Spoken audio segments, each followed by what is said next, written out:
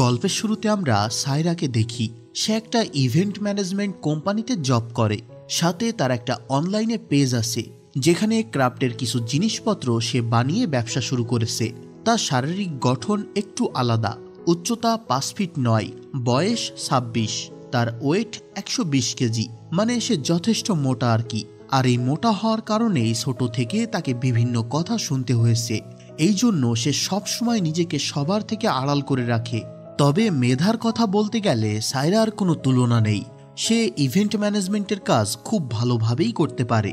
তার আরও একটা প্রতিভা হলো সে খুব ভালো ক্লায়েন্ট হ্যান্ডেল করতে পারে। তার একটা উদাহরণও আমরা প্রথমে দেখি যে একটা বিয়ের ইভেন্টে কন্যার তার লেহেঙ্গা পছন্দ হয় না বলে সে বিয়ে করবে না। এই জন্য সে রুমের মধ্যে 2 ঘন্টা বসে কান্না করতে থাকে। কেউই তাকে রুম থেকে বের করতে পারছিল না। তখন সায়রা বুদ্ধি করে তাকে SMS করে বলে ফটোগ্রাফার চলে যাচ্ছে, আর তখন সে মেয়েটা বাইরে বের হয়ে আসে। এতে সবাই সায়রার বেশ প্রশংসাও করে। তারপরে আমরা তাহসির আর নীরব নামের 2 জন বন্ধুকে দেখি। তারা ফুটবল খেলছিল। তাহসির তখন সায়রার যে একটা অনলাইন পেজ ছিল সেখানে মেসেজ করে যে তার এক বান্ধবীকে সে প্রপোজ করবে, এই জন্য একটা প্রপোজাল বক্স বানাতে চায় যেটা দিয়ে সে তার বান্ধবীকে প্রপোজ করবে। আর সায়রা এই জিনিসগুলো খুব ভালোই বানাতে পারে, তাই তাহসির সায়রাকে ফোন করে সবকিছু বুঝিয়ে দেয়। অর্ডার করার 2 দিন পর তাহসির অর্ডারের আপডেট জানতে সায়রাকে বারবার ফোন করতে থাকে। সায়রা তখন একটা ইভেন্টের কাজে ফুল কিনতে বাজারে এসেছিল, তো তাহসির বারবার ফোন করায় সায়রা তাকে একটু বকা দেয়। কিন্তু পরের দিন সকালে অবশ্য সায়রা তার কাছে SMS দিয়ে সবকিছু ঠিক করে নেয়। তারপর থেকে প্রপোজাল বক্সের ভিতরে জিনিসপত্র কেনাকাটা নিয়ে তাহসির আর সায়রার মধ্যে বেশ কথা হতো। এভাবেই তাদের মধ্যে একটা বন্ধুত্বপূর্ণ সম্পর্ক তৈরি হয়ে যায়। তারপরে সায়রার বক্স বানানো শেষ হয়ে যায়, কিন্তু সেই সময় তাহসির ঢাকার বাইরে থাকায় সে বক্সটা নিতে পারবে না। এই জন্য তার বন্ধু নীরবের ঠিকানায় পাঠিয়ে দিতে বলে। সায়রাও তাই করে, নীরবের ঠিকানায় বক্সটা পাঠিয়ে দেয়। তারপরে তাহসির ঢাকায় এসে বক্সটা রিসিভ করে আর তার সেই ফ্রেন্ডকে প্রপোজ করে। কিন্তু দুঃখের বিষয় হলো সে তাহসিরকে রিজেক্ট করে দেয়। তো স্বাভাবিকভাবেই তাহসির রিজেক্ট হয়ে একেবারেই ভেঙে পড়ে। সে দুঃখ কষ্টে দিন পার করতে থাকে আর সেই প্রপোজাল বক্সটা সায়রার কাছে ব্যাক পাঠিয়ে দেয়। কিন্তু সায়রা বক্সটা নিতে চাচ্ছিল না। তাহসির বলে সে যেহেতু বক্সটা খুব যত্ন করে বানিয়েছে আর এই বক্সটা এখন দেওয়ার তো আর লোক নেই, তাই সায়রার কাছেই রাখতে বলে। সায়রা বক্সটা রাখতে না চাইলেও তাহসিরের জোরাজুরিতে সে রেখে দেয়। তাহসির যেহেতু অনেক কষ্টের ভিতরে ছিল, তাই সায়রার তার জন্য একটু খারাপ লাগে। সে তাহসিরকে সান্ত্বনা দিত আর তাহসিরও তার কাছে সবকিছু শেয়ার করে একটু শান্তি পেত। সায়রাও তাহসিরের টেক কেয়ার করতে শুরু করে আর এভাবেই তাদের মধ্যে একটা বন্ধুত্বপূর্ণ সম্পর্ক তৈরি হয়ে যায়। কিছুদিন যাওয়ার পরে অবশ্য তারা আপনি থেকে তুমিতে চলে আসে। সায়রা অবশ্য চাচ্ছিল যে তাদের এই সম্পর্কটা বন্ধুত্বের ভিতরেই সীমাবদ্ধ রাখবে, কিন্তু তাহসির ধীরে ধীরে ডেসপারেট হয়ে পড়ে। তবে সোশ্যাল মিডিয়ার কোনো জায়গায় সায়রার নিজের কোনো ছবি ছিল না, এমনকি তার ফেসবুকের প্রোফাইলেও তার নিজের ছবি ছিল না। তাই নীরব বারবার তাহসিরকে বলতে থাকে সে হয়তো কোনো ফেক আইডির সাথে কথা বলছে, কারণ সায়রার কোনো ছবি বা ভিডিও তাহসির দেখেনি। তাই তাহসির সায়রাকে বারবার দেখা করার জন্য বলতে থাকে, কিন্তু সায়রা দেখা করতে চায় না, ভিডিও কলেও কথা বলতে চায় না। এভাবেই তাদের সম্পর্কের 3 মাস অতিবাহিত হয়ে যায়। বলতে গেলে তাহসির একেবারে সায়রার প্রেমে হাবুডুবু খাচ্ছিল। এরই মধ্যে তাহসিরের জন্মদিন চলে আসে। সায়রার সাথে যেহেতু তার একটা সম্পর্ক হয়েছে, তাই তাহসির চাচ্ছিল সে তার জন্মদিনটা সায়রার সাথে উপভোগ করবে। কিন্তু সায়রার মনে ভয় কাজ করছিল, হয়তো তাকে দেখার পর তাহসিরের ভালো লাগবে না আর তার প্রতি কোনো ভালোবাসাও থাকবে না, কারণ ছোট থেকেই মোটা বলে সবাই তাকে উপহাস করত। এই জন্যই সে চিন্তা করে যে সে কি করবে। এদিকে তাহসিরও খুব করে রিকোয়েস্ট করতে থাকে, তাই সায়রা এক প্রকার বাধ্য হয়েই রাজি হয়ে যায়।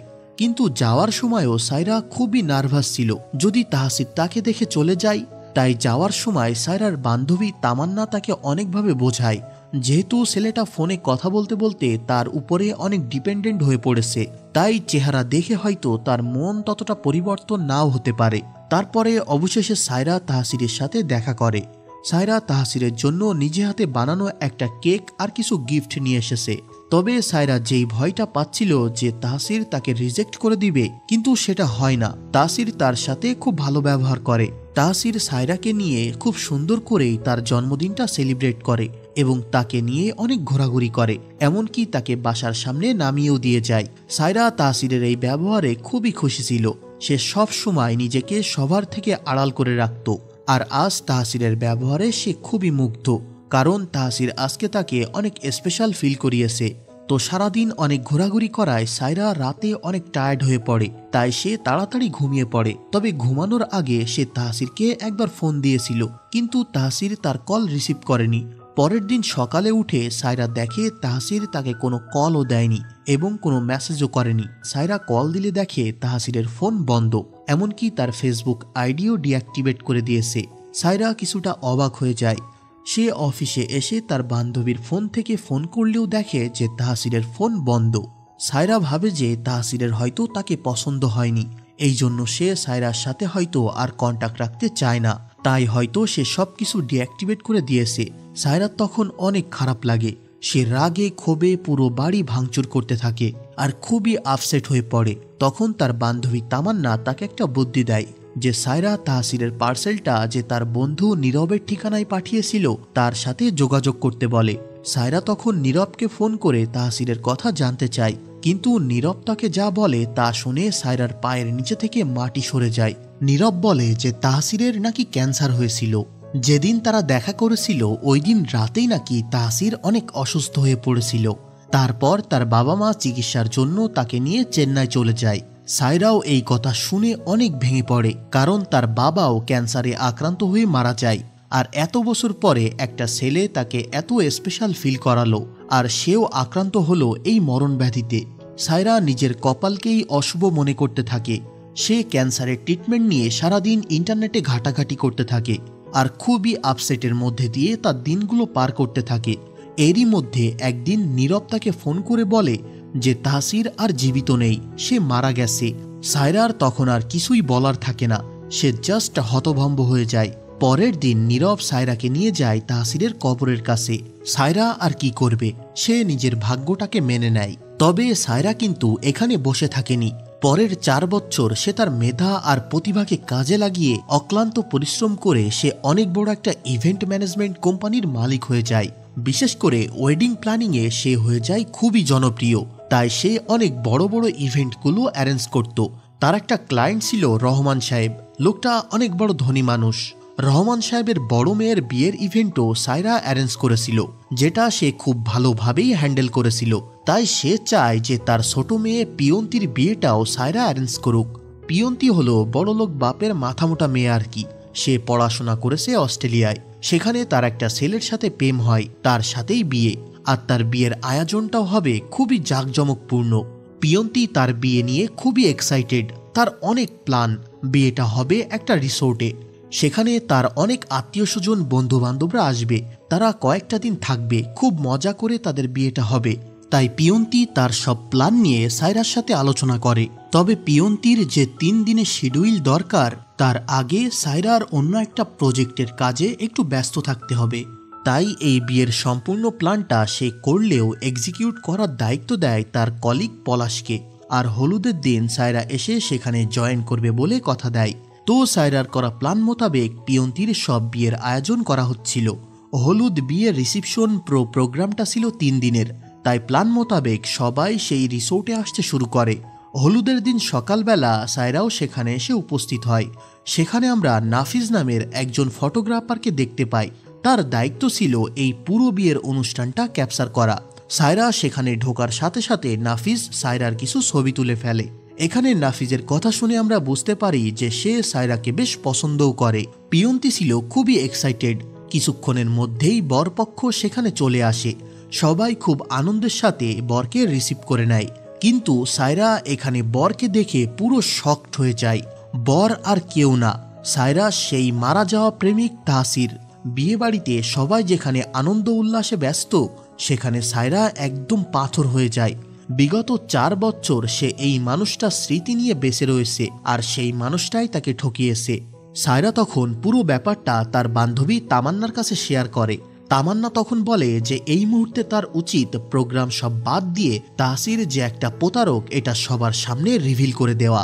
কিন্তু সায়রা চিন্তা করে যে সে যদি এখন প্রোগ্রামটা বাদ দিয়ে দেয় তাহলে সেটা তার ক্যারিয়ারের জন্য খুবই খারাপ হবে। তাই কষ্ট হলেও সায়রা চুপচাপ প্ল্যান মতো কাজ করতে থাকে। কিন্তু সায়রাকে দেখে তাহসিরও অনেক ভয় পেয়ে যায়, সে অনেক টেনশনে পড়ে যায়। আসলে 4 বছর আগে যখন সায়রা তাহসিরের সাথে প্রথম দেখা করে তখন সায়রার বাহ্যিক অবয়ব দেখে তাহসিরের ভালো লাগেনি। তাহসির সামনে সামনে সায়রাকে কিছু বলতে না পারলেও সে সিদ্ধান্ত নেয় সায়রার সাথে আর কোনো যোগাযোগ রাখবে না। এই জন্যই সে ক্যান্সার হয়ে মারা যাওয়ার এই মিথ্যা নাটক সাজায় আর তার ফোন এবং ফেসবুক সবকিছু ডিঅ্যাক্টিভেট করে দেয়। তারপরে তাহসির পড়াশোনার জন্য অস্ট্রেলিয়া চলে যায়। সেখানেই পিয়ন্তির সাথে তার প্রেম হয়। এখানে পিয়ন্তি তাহসিরকে নিয়ে খুব এক্সাইটেড ছিল, সবসময় তার সাথে থাকছিল, তাহসিরের সাথে সবসময় মজা করছিল। সায়রা তাকে ফোন করলে পিয়ন্তি তাহসিরকে সায়রার সাথে পরিচয় করিয়ে দেয়। সায়রা মুখ বুজে সবকিছু সহ্য করে। এখানে তাহসির পিয়ন্তির সাথে সায়রার ঘনিষ্ঠতা দেখে ভয় পেয়ে যায় যে সায়রা যদি পিয়ন্তিকে সবকিছু বলে দেয় তাহলে তো তার বিয়ে ভেঙে যাবে। তাই এখন যেভাবে হোক সায়রাকে এই অনুষ্ঠান থেকে সরাতে হবে, না হলে সায়রা থাকলে তাহসির বিপদে পড়ে যাবে। তাই নীরব আর তাহসির মিলে একটা প্ল্যান করে যে হলুদের আগের দিন তারা কারেন্টের সব তার একটু পরপর কেটে রাখবে, যাতে করে পুরো অনুষ্ঠানে বিদ্যুৎ চলে যাবে আর পিয়ন্তির পরিবারের সবাই সায়রার উপরে রাগ করে তাকে সেখান থেকে বের করে দিবে। তাই সেদিন দুই বন্ধু মিলে রাতের আধারে কারেন্টের লাইনের সব তার কেটে দেয়। পরের দিন সন্ধ্যায় যখন ইভেন্ট ম্যানেজমেন্টের লোকেরা আলো জ্বালাতে যায় তখন দেখে যে কারেন্টের সব তার একটু পরপর কাটা। অনুষ্ঠানে সব লোকেরা কমপ্লেইন করতে থাকে আর কারেন্টের তার এত বেশি কাটা ছিল যে তারা যদি সেটা ঠিক করে তাহলে 1 ঘন্টার বেশি সময় লেগে যাবে। তখন সায়রা অনেক ভেবে একটা বুদ্ধি বের করে। সে পুরো মাঠে অনেকগুলো মশাল নিয়ে আগুন জ্বালিয়ে দেয় আর স্টেজের উপরে অনেক মোমবাতি জ্বালিয়ে দেয়। ফলে পুরো মাঠে একটা আধো আলোর পরিবেশ তৈরি হয়, যেটা সবাই খুব পছন্দ করে। তবে সমস্যা তৈরি হয় যখন পিয়ন্তি গান চালাতে বলে, কারণ কারেন্টের লাইন ছাড়া তো গান চালানো সম্ভব না। তখন সেই ফটোগ্রাফার নাফিজ এসে গিটার হাতে নিয়ে গান শুরু করে দেয় আর গানের তালে পিয়ন্তি সহ সবাই নাচতে থাকে। তবে এরই মধ্যে অবশ্য কারেন্ট চলে আসে। নাচে গানে খুব সুন্দরভাবে হলুদের অনুষ্ঠানটা শেষ হয়। রাতে তাহসির আর তার ফ্রেন্ডরা লাল পানি খেয়ে অনেক ড্রাঙ্ক হয়ে যায়। তখন পলাশ এসে ওয়েডিং ভিডিওর জন্য ক্লিপ নিচ্ছিল। তখন নীরব মাতাল হয়ে সবকিছু বলে দেয় যে ছোট থেকেই মেয়ে ঘটিত সব ব্যাপারে তাহসিরকে নীরবই বাঁচিয়েছে, আর আজ যদি নীরব না থাকতো তাহলে তাহসিরকে ওই মোটকা সায়রাকেই বিয়ে করতে হতো। এই কথা শুনে পলাশ সহ সবাই সেখানে শকড হয়ে যায়। এই ভিডিওটা রাতে পলাশ তাদের গ্রুপে দিয়ে দেয়, যেটা দেখে গ্রুপের সব মেম্বাররা অনেক রেগে যায়। তারা বলে যে সেলফ রেসপেক্টের জন্য হলেও সায়রার উচিত এই প্রোগ্রাম থেকে বের হয়ে যাওয়া আর তাহসিরের সব মুখোশ সবার সামনে খুলে দেওয়া। সায়রা অবশ্য ভিডিওটা দেখার পর আর শান্ত থাকতে পারে না। সে অনেক কান্না করতে করতে বাসায় চলে আসে আর সবকিছু ভাঙচুর করতে থাকে। সে ঠিক করে যে সে তাহসিরকে ছেড়ে দিবে না, তাহসিরকে এর একটা উচিত শিক্ষা সে দিবে।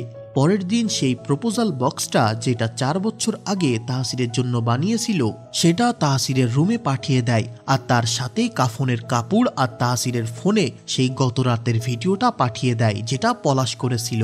তাহসির দেখে যে নীরব গত রাতে মাতাল হয়ে এই সব কথা বলেছে। তখন সে অনেক ভয় পেয়ে যায়। তখন নীরব তাকে একটা বুদ্ধি দেয় যে সায়রার কাছে ফোন করে মাপ চাইতে। তাই নীরব আর তাহসির দুইজন মিলে সায়রার কাছে ফোন করে মাপ চায়। সায়রা তাদেরকে বলে যে বিয়ের কাপড় বাদ দিয়ে কাফনের কাপড় পরে নিতে, কারণ এবার যা হবে তা সবার সামনাসামনি হবে। পিয়ন্তি এইসবের কিছুই জানতো না, সে তো তার মতো আনন্দ ফুর্তি করে বেড়াচ্ছিল। গতকাল রাতে তাহসিরের মদ খাওয়ায় পিয়ন্তি তার উপরে একটু রেগে যায়। পিয়ন্তির রাগ দেখে তাহসির ভয় পায়। পিয়ন্তি সামান্য মদ খাওয়া নিয়ে এমন করছে, তাহলে সায়রার ব্যাপার জানতে পারলে সে কি করবে। পরের দিন বিয়ের অনুষ্ঠানে সায়রা আসলে সেখানে তাহসির সুযোগ বুঝে তার কাছে মাপ চায়। তবে সায়রা তার কোনো কথার পাত্তা দেয় না। অনুষ্ঠানের মূল পর্বে যাওয়ার আগে তাহসির আর পিয়ন্তি নিয়ে বানানো সেই ওয়েডিং ভিডিওটা সবার সামনে ছেড়ে দেয়। তখন তাহসিরের তো ভয়ে পায়ের নিচে থেকে মাটি সরে যাওয়ার মতো অবস্থা। তবে ভিডিওর এক পর্যায়ে যখন গত রাতে নীরবে সেই ড্রাঙ্ক হয়ে কথা বলার ভিডিওটা আসে তখন তাহসিরের তো একেবারে যায় অবস্থা। কিন্তু তখন দেখা যায় নীরবের বলা সেই অংশটুকু সায়রা কেটে দিয়েছে। মানে তাহসিরকে অপমান করার সুযোগ থাকলেও সায়রা তাকে কিছু বলে না। তাসির তখন একটু হাঁপ ছেড়ে বাসে। তারপর খুব আনন্দ উল্লাসের মাধ্যমে তাদের বিয়ের অনুষ্ঠান শুরু হয়। কাজী সাহেব পিয়ন্তিকে কবুল বলতে বললে পিয়ন্তি এক বাক্যে কবুল বলে দেয়, কিন্তু যখন তাসিরকে কবুল বলতে বলা হয় সে চুপ করেছিল। আসলে এই সব কিছুতে তাসির অনেক বড় একটা ধাক্কা খেয়েছে। সে একটা সময় সায়রার সাথে কথা বলে তাকে ভালোবেসেছিল, কিন্তু তাকে সরাসরি দেখার পর তার মোটা স্বাস্থ্য দেখে আর ভালো লাগে না। তাই সে কাপুরুষের মতো নিজের মারা যাওয়ার নাটক সাজিয়ে তার থেকে সরে যায়। তারপরে বিদেশে গিয়ে পড়াশোনা করে নতুন প্রেম করে লাইফ সেটেল করেছে। কিন্তু আজ দেশে এসে সে যখন সায়রার মুখোমুখি হয়েছিল তখন তার মনে হচ্ছিল যে সায়রা হয়তো তার থেকে প্রতিশোধ নিবে, কিন্তু সুযোগ থাকা সত্ত্বেও সায়রা আজ প্রতিশোধ নিল না। অথচ তাসির এই সায়রার সঙ্গেই প্রতারণা করেছিল। তাসিরের ভিতরে তখন অনুতপ্তবোধ কাজ করে। সে মনে করে যে পিয়ন্তির সাথে তার বৈবাহিক সম্পর্ক শুরু করার আগে এমন একটা মিথ্যা কথা গোপন রাখা ঠিক না। সে সবার সামনে সবকিছু সত্যিটা বলে দেয়, আর সে নিজের দোষটাও স্বীকার করে। তার মুখ থেকে এই সব কথাবার্তা শুনে পিয়ন্তি তো খুব রেগে যায়, আর সেখানে থাকা দুই পক্ষের লোকজনের মধ্যে ঝামেলা হয়ে মারামারির সৃষ্টি হয়। তখন তাসিরের মা বলে যে তার ছেলে ভুল করেছে, কিন্তু সে তো অনেস্ট, সে সবকিছু স্বীকার করেছে, সবাইকে বলে দিয়েছে, আর তাছাড়াও সায়রা তাকে মাফ করে দিয়েছে। কিন্তু তারপরেও পিয়ন্তির মা আর এই বিয়েতে মত দিচ্ছিল না। পিয়ন্তি তখন বলে যে সেদিন তাসির সায়রার মোটা হওয়ার কারণে তার থেকে পালিয়ে গিয়েছিল, আর আজ পিয়ন্তি সৌন্দর্য আছে, কিন্তু সেটা তো পরে নাও থাকতে পারে, তারও তো ওজন বেড়ে যেতে পারে, সেও তো মোটা হতে পারে। তখন কি তাসির তাকে ছেড়ে দিবে? তখন তাসির তাকে অনেকভাবে বোঝানোর চেষ্টা করে যে তাসিরের যখন সায়রার সাথে সম্পর্ক হয়েছিল তখন তার বয়স অনেকটাই কম ছিল, সে এত কিছু বুঝতো না, কিন্তু এখন তার বয়স হয়েছে, সে বাস্তবতা বুঝতে শিখেছে। সে প্রমিস করে যে সে পিয়ন্তিকে কখনোই ছেড়ে যাবে না। তখন পিয়ন্তি বিয়েতে রাজি হয়।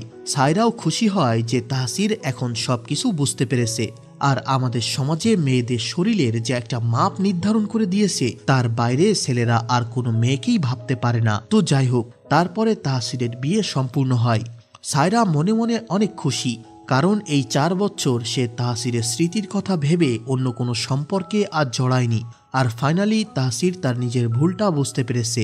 আর সায়রা যেহেতু এখন সবকিছু জেনে গেছে, তাই সে ভাবে যে তার জীবনের আরেকটা সুযোগ দেওয়া উচিত। তাই সায়রা দেখা করে সেই ফটোগ্রাফার নাফিজের সাথে, যে সায়রাকে পছন্দ করত, আর এখান থেকেই তাদের প্রেম কাহিনী শুরু হয়। তো এই মুভিটা এখানেই শেষ হয়ে যায়। সত্যি বলতে মুভিটা দুর্দান্ত ছিল। আমি হাইলি রিকমেন্ড করব মুভিটা একবার দেখার। তো সময় হলে একবার দেখতে পারেন। তো আমার ভিডিও আপাতত এতটুকুই, কথা হবে পরের ভিডিওতে। তো চ্যানেলটি সাবস্ক্রাইব করে ভিডিওতে একটি লাইক দিয়ে সাথে থাকেন। কথা হবে পরের ভিডিওতে। Bye bye.